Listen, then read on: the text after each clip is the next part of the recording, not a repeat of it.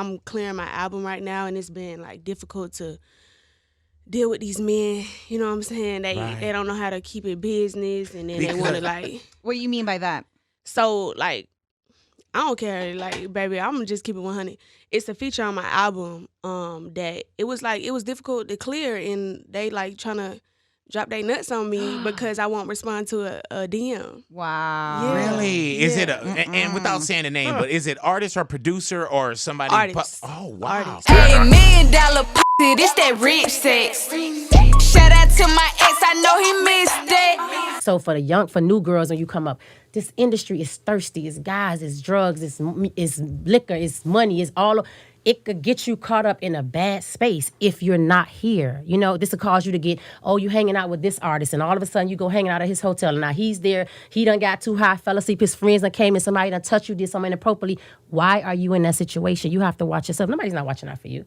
People got their camera phones on, they watching, they recording you, they watch you do crazy stuff. Don't get in those kind of situations. I never was gonna get in that. So I don't know how to tell nobody else not to, but you have to watch out for yourself. Absolutely. I've been in a crazy situation with one producer. I think I might have talked about this once. One producer, like, we did 2 records together. He was like, okay, I'm not going to charge you, you my homie, whatever. And then when it came time to put on the album, he was like, well, let's take a shower together. What? And I thought he was joking. Together. Like, I thought he was joking.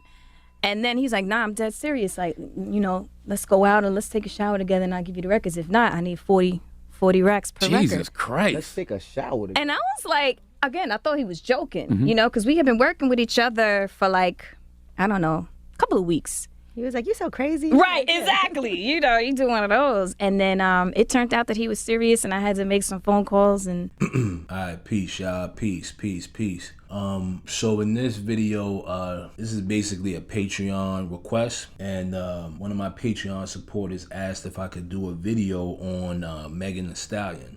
So I said, you know what? I did a few videos on her already, but, I guess I would take the time to... speak about the overly sexualization of female rappers. It's not only just her, it's a lot of them, so I figured I'd do a video about that and give you guys some history, and spread some type of knowledge out there. All right, so it started back in the early 1940s. All right, by an entertainer by the name of Norma Jean. All right, Norma Jean, also known as Marilyn Monroe, was actually the first pinup model to reveal skin. Okay, before this time, a lot of this stuff was, forbidden. It was like too revealing. They couldn't reveal too much stuff around this time. It was very censored, I'll just say that. But around 1946, she was given the name Marilyn Monroe by her agent, Ben Lyon. All right. She was actually the first actress to give sex appeal on camera. All right. Now, Marilyn Monroe was a Gemini. She was actually born June 1st. And she kind of knew how to study entertainment. Okay. She was good at entertainment. She actually studied what people wanted to see and provided it without being overly revealing. Okay. And, a lot of directors in Hollywood admired her for this. All right. There was actually an infamous scene that she had did in the movie Nicaragua, where she walks away switching. All right. Now, it was said that she wasn't supposed to walk away that far, but the directors kept that part in the movie because her walk was so tantalizing. All right. They had to keep it in there.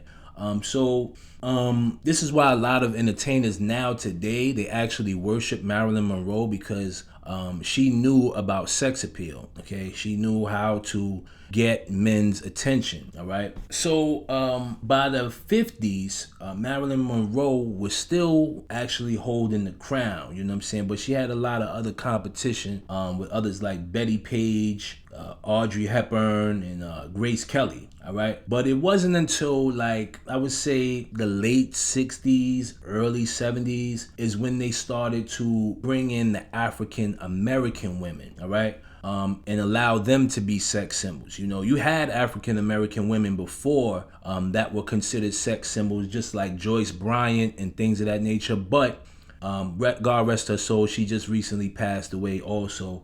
But it wasn't popularized because of the fact of racism. Okay. So once they got racism out the way, they brought in female entertainers like Eartha Kitt and Pam Grier. Okay, Eartha Kitt was actually in the movie Catwoman. Okay, where she was really sexualized in that movie as well. And then you had Pam Grier playing in Coffee, where she was also sexualized in that movie. All right, so with black exploitation taking off and being on a rise, the promotion of prostitution in movies were basically at an all-time high. All right, you have movies like The Mac, Dolomite, Superfly, Tangerine Man, and like I said, Coffee. All right, sex actually became normalized even in music as well around the 70s. Okay, you had artists like Millie Jackson, finding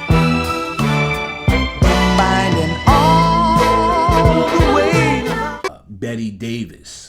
He was a big freak. I used to beat him with a turquoise chain. Yeah. All right.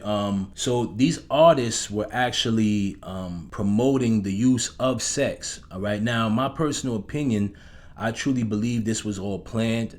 Because a lot of these companies, they knew exactly what they were doing, all right? Because if you fast forward to the 80s, all right, the early 80s, 1981 to be exact, when AIDS came into play, with all the sexualization from the 70s, a lot of people actually got sick, all right, around this time, okay? So like I said, it was possibly a plan that a lot of people knew was going to take place, all right? With them having a lot of sex being promoted to a lot of people, it seemed to be normal. They were promoting sex, but weren't promoting protection, okay? Especially with AIDS coming around into play, right? But how AIDS got here, that's a whole nother story. But I want to focus mainly on how sex became normal in the industry, all right?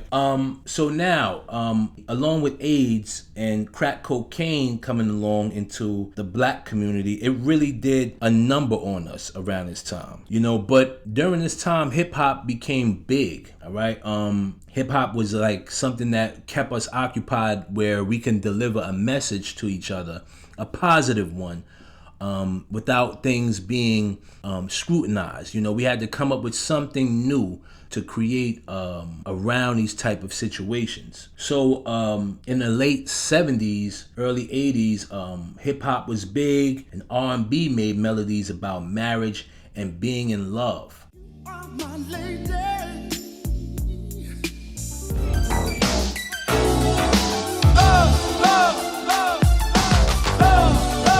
The games that I had played with many hearts, and I'm not saying no names, then the thought occurred to her. All right.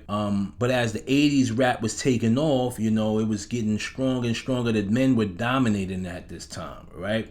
But the female rappers that came out in the 80s were starting to take a stand, okay, against all of that sexualization, okay, that was being promoted in the late 70s and the beginning of the 80s, right? You had a lot of these female rappers that were actually taking a stand and having self-respect, okay? You had rappers like Roxanne Shante, MC Lyte, okay, Moni Love, Queen Latifah, Salt and Pepper, all right? Now, in my opinion, these women showed fierce dominance in the rap game, okay? They had to let their voice be heard, okay? And they did. They made their point made, all right? A lot of them were talented artists, very talented individuals, and very talented artists that made a name for themselves. They definitely made a name for themselves and would be considered legends still to this day, all right? But then around the late 80s or mid 80s, you had rappers like Uncle Luke and the 2 Live Crew, okay, where they were actually exploiting women, okay, and promoting sex.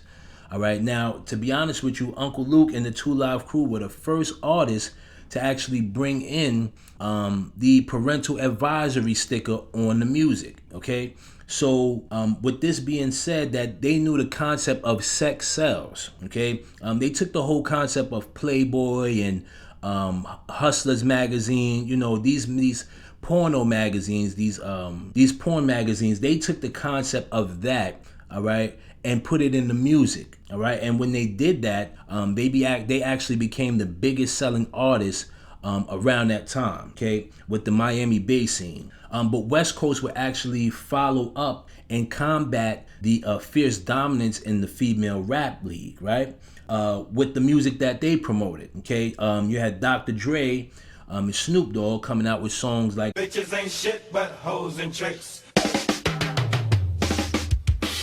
Also in the Nothing But a G Thing video where they poured the 40-ounce beer all over the video woman, right?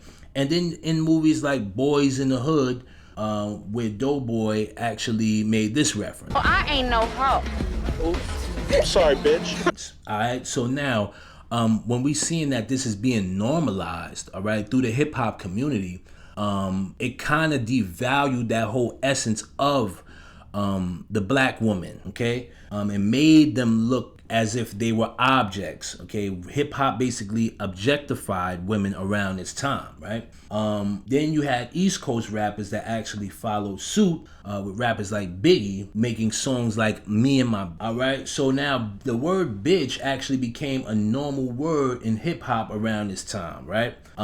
It was actually normalized, but then you had other artists, female artists like Queen Latifah that actually took a stand against the use of the word bitch and changed the narrative on her song UNITY, confronting the use of the word bitch and made women stand up against it, all right? UNITY, love a black man from infinity to who you calling a bitch? Now, when this took place, I feel as if hip hop knew the direction that it was going in, and like I said, they wanted to objectify women, right? So they came out with Lil Kim, all right? Now, Lil Kim, in my book, is a legend, okay? Only for the simple reason is that she was very edgy and stepped out there and, you know, made the type of music that nobody has ever heard before around this time in hip hop. You know, she was actually the first female artist to promote sex through hip hop, okay?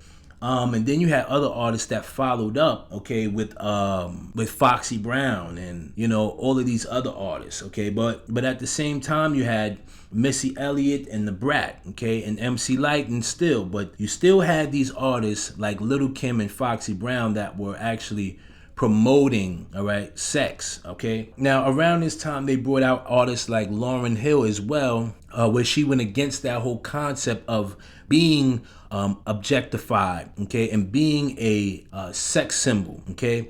She made songs like That Thing, all right? Now, we see how Lauryn Hill career played out. It wasn't very long lasting, right?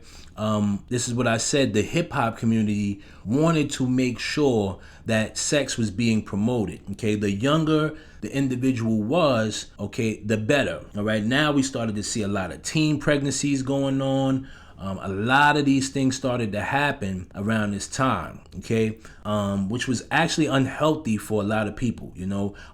People were having children at a faster rate, unprotected sex, like I said, AIDS was along the lines. There was a lot of things that were taken in the black community around this time. Fast forward now, today, we see artists like Megan Thee Stallion, Lotto, who else? Nicki Minaj, okay? All of these women are here to promote sex to the youth, okay? Now, what this does is, in my opinion, right, it basically instills a indecisiveness, okay? That whole ordeal of I can get what I want now and leave and move on. That whole ordeal has been promoted heavily in the hip hop community for a long time now, okay? And what this does is it instills instability in each other, all right? Like I said, these people know what they're doing. They play on your emotions. They know that to keep people divided, right?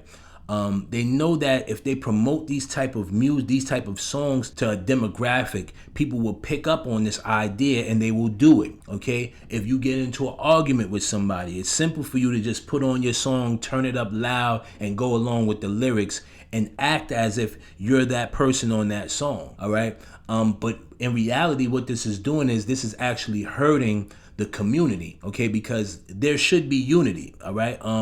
But these, you have to also remember, right? A lot of these hip hop female artists that promote this stuff, right? These women are married, okay? They're married with children, okay? They live that wholesome life, that white picket fence.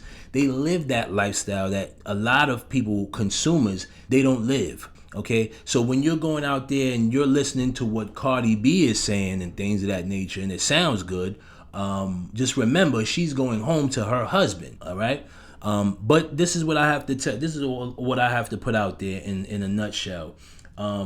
Hip hop is used as a tool to get the message across to the masses. It is not supposed to be used to defeat another race or gender, or make somebody feel bad or upset. We have to look at these things in hindsight and take a notice that the machine is there to push a message to us, all right? And they're just using these rappers as puppets to get that point across, all right? So I hope I touched on this in the whole. I know you guys been asking me for exclusive footage, so I'm gonna do just that and make sure I provide exclusive footage for you guys. All right. So with that being said, guys, I hope you enjoyed this video. Give it a like, a thumbs up, or leave a comment below. Peace.